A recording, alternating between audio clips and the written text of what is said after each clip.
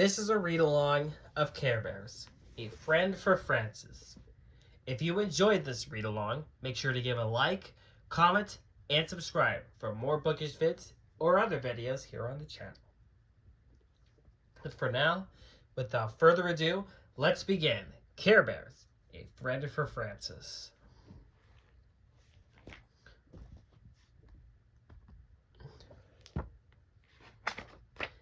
A Friend for Francis. Story by Jeffrey Mills. Pictures by Tom Cook. It was hot. It felt like summer to Francis, but it was really fall.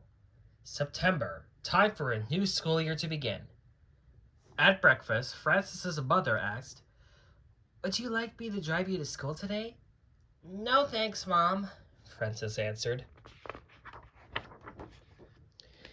Francis thought to herself, "I think I am growing up enough to go by myself. After all, I am in the 3rd grade." Francis kicked her mother and left for the bus stop.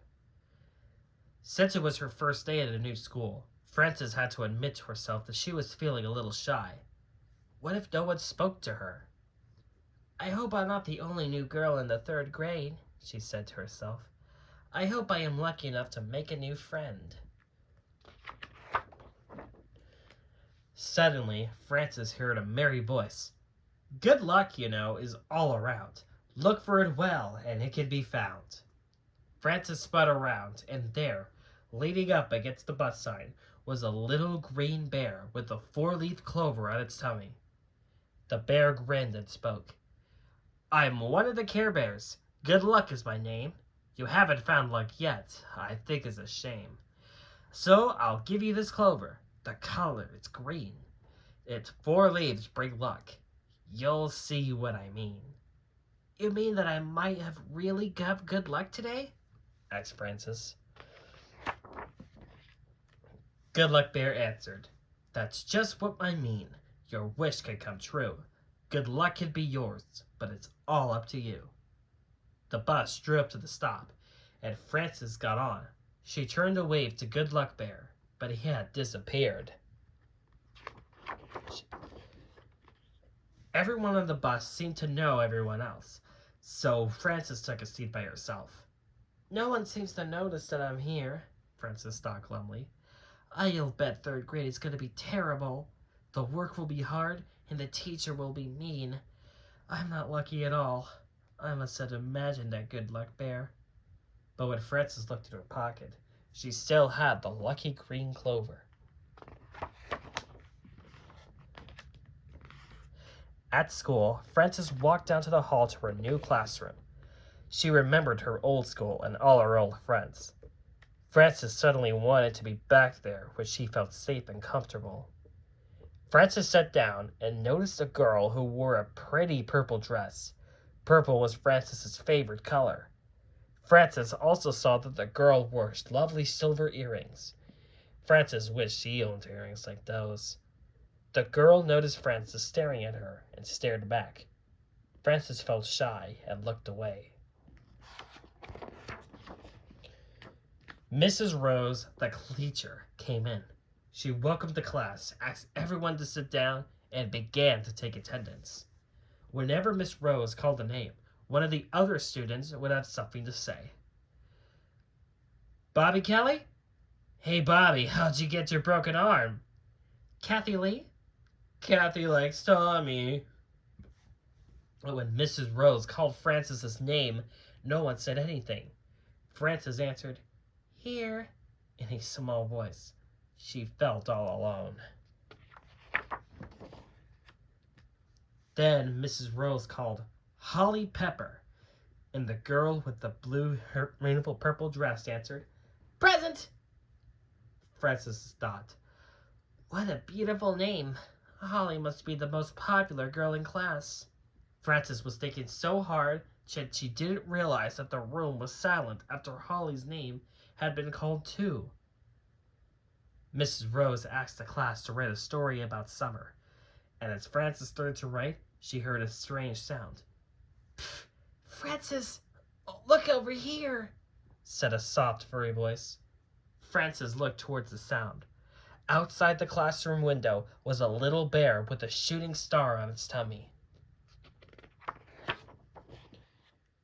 "It's me, Wish Bear. Good Luck Bear told me about your wish. I've come from Caroline to give you some good advice. Remember this, if you forget your own troubles and think about others, just wish your wish will come true.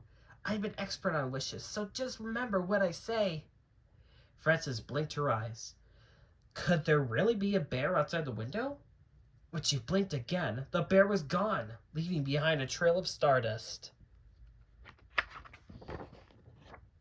The morning passed, and then it was time for lunch.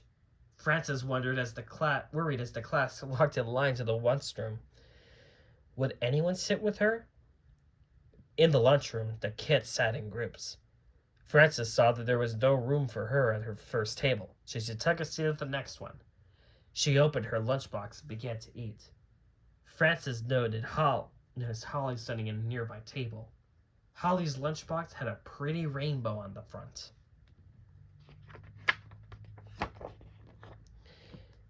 Then a bunch of boys sat down at the table where Holly was sitting. Eric looked at Holly and said, "Yuck!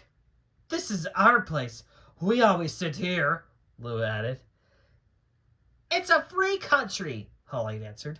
"I'm new, and I didn't know that this was your table."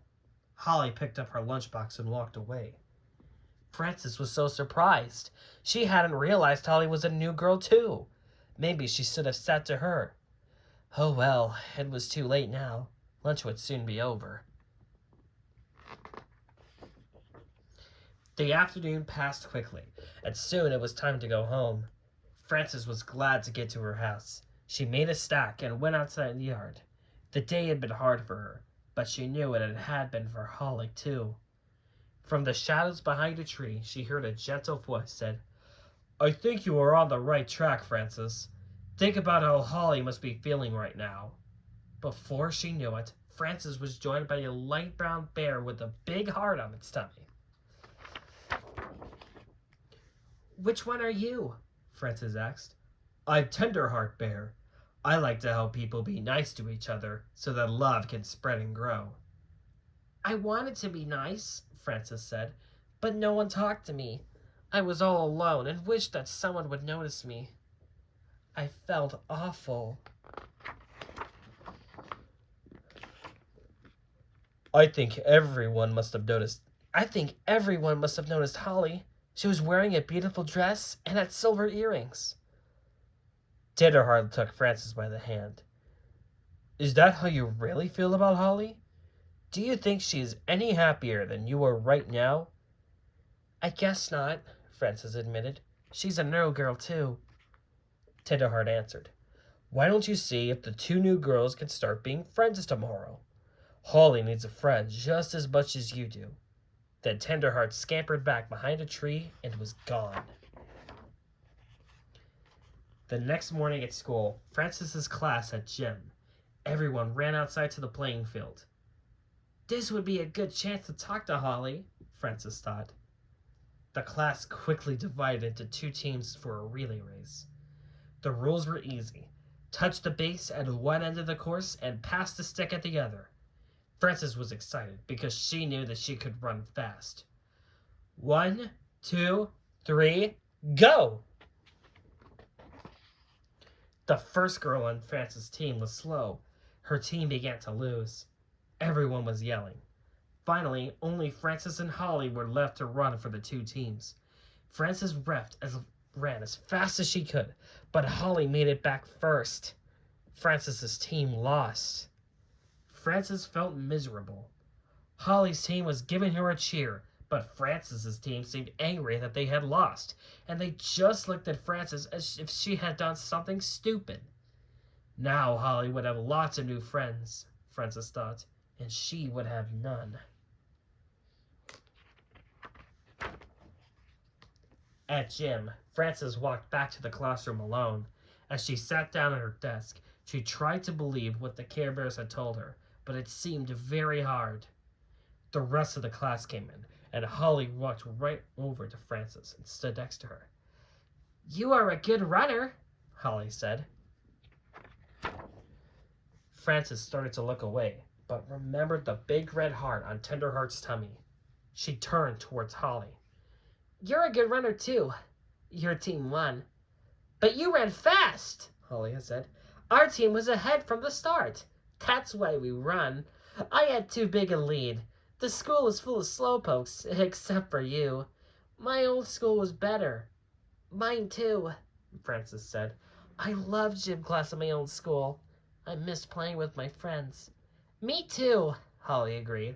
"Guess what? At my old school, my best friend was Frances. Just like your name." Frances thought for a minute. "If I become your new friend, then you'll have two friends with the same name. It'll be the same, but different." "Great," said Holly. "I was wishing for a special friend just like the old Frances. Now I have one." "I wish for a friend too," said Frances. "Do you want to come over and play at my house tomorrow? We can run races." On the bus ride home the next day, Frances and Holly sat together. Frances felt happy. Her wish had come true. Maybe third grade was not going to be so bad after all. As the bus slowed down near her stop, Frances thought that she could see 3 bears looking out from the bushes and waving to her. She smiled and waved back. Then she and Holly hopped off the bus and raced home to play together. The end. Thanks for watching.